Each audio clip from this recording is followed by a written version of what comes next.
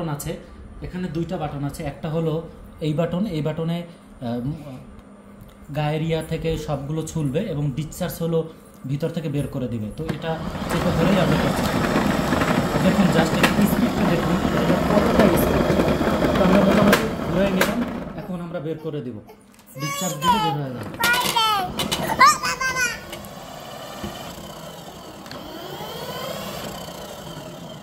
দেখুন জাস্ট দেখুন, রসুন দেখুন, পেঁয়াজগুলো দেখুন। আমি অল্প সময় ঘুরিয়েছি, আপনারা যদি আর একটু বেশি সময় নিয়ে ঘুরান তাহলে দেখবেন যে সব একদম সাদা হয়ে যাবে।